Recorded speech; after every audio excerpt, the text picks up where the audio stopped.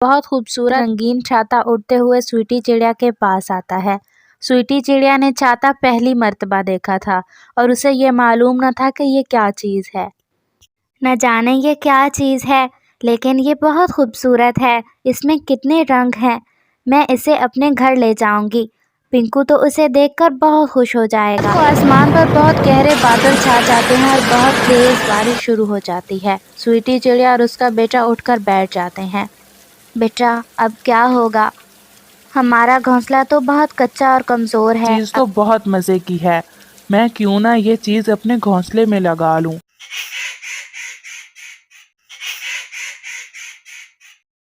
दूर किसी जंगल में दो दरख्तों पर साथ साथ कालू कौवा और स्वीटी चिड़िया रहा करते थे। स्वीटी चिड़िया का एक बेटा जिसका नाम पिंकू था। मामा, मुझे बहुत भूख लग रही है। हाँ बेटा, भूख तो मुझे भी बहुत लग रही है। मैं ऐसा करती हूँ कि दाना ढूंढने जाती हूँ। बेटा, आप अकेले कैसे रहोगे?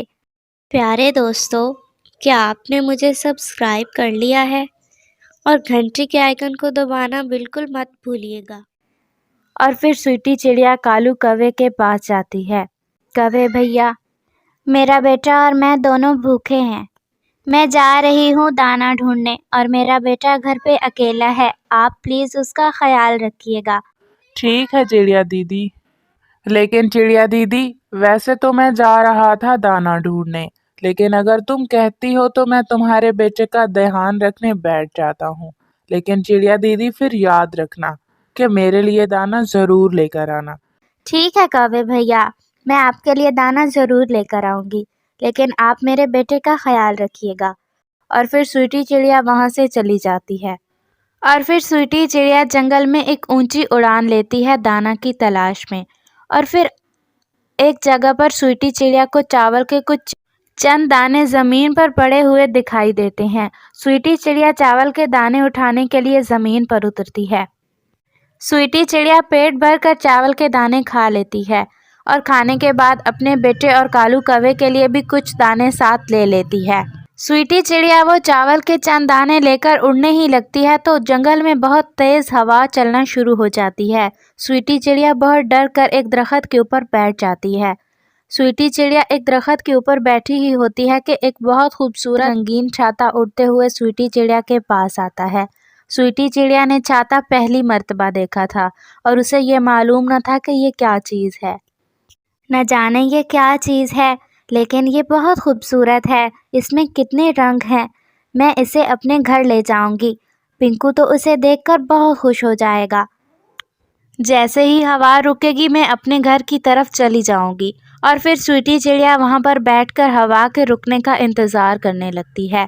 थोड़ी ही देर के बाद हवा रुक जाती है और फिर स्वीटी चिड़िया चावल के दाने और वो छाता लेकर अपने घर की तरफ चली जाती है। आ गई हो स्वीटी दीदी। मैं कब से तुम्हारा वेट कर रहा था। वो दरअसल मुझे बहुत जोर की भूख लगी थी, लेकिन चूंकि तुम मुझे कह के गई थी कि मेरे बेटे का ख्याल रखना, इसलिए मैं कहीं जा भी नहीं पाया। तो तुम अगर कोई दाना लाई हो तो मुझे दे दो। हाँ कौवे भैया, ये लो, चावल के कुछ दाने मिले थे मुझे। ये 4 दाने ही हैं। 2 आप ले लीजिए और 2 मैं और मेरा बेटा पिंकू मिलकर खा लेंगे। चिड़िया दीदी, ये क्या चीज लाई हो तुम? पता नहीं कौवे भैया, मुझे तो खुद मालूम नहीं कि ये क्या चीज़ है, लेकिन जब मैं दाना ढूंढने गई तो वहाँ पर ये तेज़ हवा के साथ उड़ती उड़ती मेरे पास आ गई, तो मैं इसे अपने साथ ही ले आई। मैंने यही सोचा कि एक तो पिंकू खुश हो जाएगा और जब कभी मेरे पास ज़्यादा दाना होगा तो मैं इसमें संभाल के रख लूँगी। अरे चिड़िया दीदी, तुम भी ना बस उल्टे काम ही किया करती हो। ये तो बस फजूल सी चीज ही है। और फिर कालू कौवा चिड़िया से चावल के दाने लेकर खा लेता है और अपने घोंसले में चला जाता है। और फिर ऐसे ही शाम हो जाती है। स्वीटी चिड़िया और उसका बेटा पिंकू सो जाते हैं और कालू कौवा भी अपने घोंसले में सो जाता है। रात को आसमान पर बहुत गहरे बादल छा जाते हैं और बहुत तेज बारिश शुरू हो जाती है। स्वीटी चिड़िया और उसका बेटा उठकर बैठ जाते हैं। बेटा, अब क्या होगा? हमारा घोंसला तो बहुत कच्चा और कमज़ोर है। अगर बारिश यूं ही लगातार कुछ दिन होती रही तो हमारा घोंसला तो टूट जाएगा और पिंकू, तुम्हें ठंड भी लग सकती है। मामा, वो जो रंगीन सी चीज़ लाई थी ना आप, ऐसा कीजिए कि उसे घोंसले के ऊपर लगा दीजिए, उससे हो सकता है कि हम बारिश से बच सकें। हाँ, ये बात तो मेरे ज़हन में आई ही नहीं। मेरा बेटा तो बहुत ज़हीन है।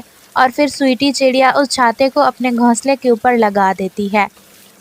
मामा, इसमें तो बिल्कुल भी बारिश का पता ही नहीं चल रहा। हाँ बेटा, ये तो बहुत अच्छी चीज़ है।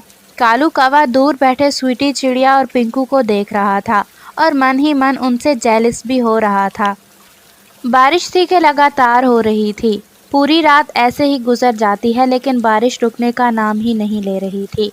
स्वीटी चिड़िया चावलों के जो दाने लाई थी वो उन्होंने तो खा लिए थे और अब उनके पास कोई दाना ना था।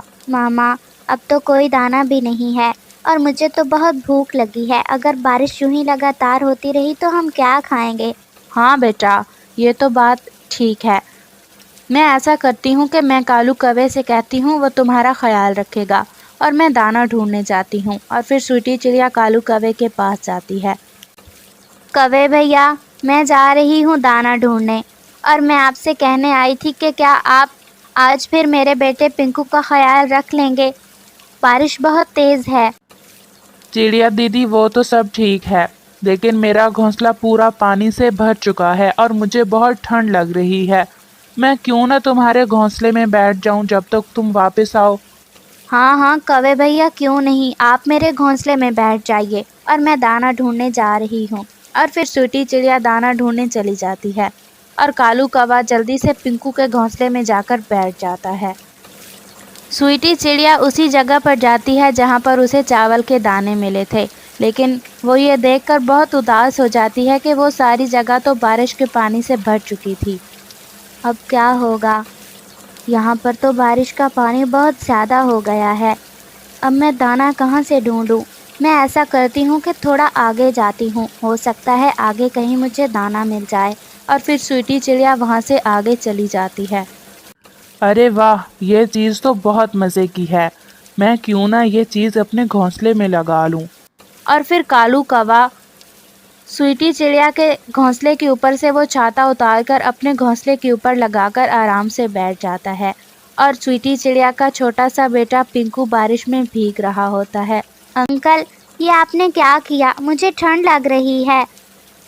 चलो चुप करके बैठो, मुझे भी तो ठंडी लग रही है ना। मैंने इसलिए जल्दी से ले लिया कि अगर तुम्हारी मामा आ गई तो वो मुझे चीज़ लेने नहीं देंगी, इसलिए मैंने जल्दी से उसे तुम्हारे घोंसले से उतार कर अपने घोंसले पे लगा लिया है। अंकल, मुझे बहुत ठंड लग रही है, आप ऐसा क्यों कर रहे हैं? कालू कौवा तो था ही बेशर्म। वो पिंकू का ख्याल ना करते हुए अपना मुंह दूसरी तरफ करके बैठ जाता है। इतनी देर में स्वीटी चिड़िया भी वापस लौट आती है। पिंकू बेटा, बस मुझे आज ये थोड़ा सा ही दाना मिला है, इसमें से कौवे को भी देना है, तुम ये खा लो। और चिड़िया जब देखती है कि पिंकू तो छाते के बगैर बैठा है, बेटा वो चीज़ जब वो कालू कौवे के घोंसले की तरफ देखती है तो उसके ऊपर लगी होती है। कालू कौवे, मुझे तुमसे ज़रा भी इसकी उम्मीद नहीं थी। तुम्हें ज़रा शर्म नहीं आई ऐसा काम करते हुए? तुम देख भी रहे थे कि मेरा छोटा सा बेटा बारिश में भीग रहा है। अरे चिड़िया दीदी, क्या हो गया है तुम्हें?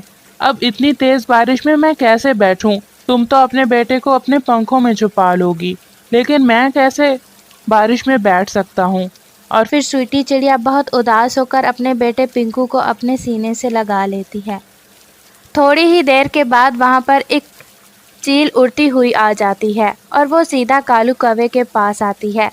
वाह कालू कौवे, क्या बात है तुम्हारी। ये छाता मैं पूरे जंगल में ढूंढती फिर रही हूँ और मैं बारिश में भीग रही हूँ, और तुम हो के आराम से इस छाते के नीचे बैठकर बारिश से लुत्फानंदोज हो रहे हो। चील दीदी, नहीं, मैंने तो नहीं चुराया। क्या मतलब, अगर तुमने नहीं चुराया तो क्या ये खुद ही आ गया तुम्हारे पास? पिंकू बेटा, अब तुम देखना, कौवे को उसकी सज़ा मिलेगी जो इसने हमारे साथ किया। फिर क्या था, जालिम चील को बहुत गुस्सा आ जाता है और वो कालू कौवे को अपने सख्त पंजों से अच्छा खासा मारती है। और फिर स्वीटी चिड़िया को कालू कौवे पे रहम आता है और वो चील से कहती है, चील दीदी, छोड़ दीजिए, कौवे को छोड़ दीजिए, अब उसे उसके किए की सज़ा मिल चुकी है। और फिर जालिम चील कालू कौवे को अच्छा खासा मारने के बाद छोड़ देती है। कालू कौवे, अब अगर मुझे स्वीटी चिड़िया ना कहती ना तुम्हें छोड़ने के बारे में, तो यकीन मानो मैंने तुम्हें आज मार डालना था। और फिर जालिम चील कालू कौवे से वो छाता लेकर अपने घोंसले की तरफ चली जाती है और कालू कौवे को उसके किए की सज़ा मिल जाती है।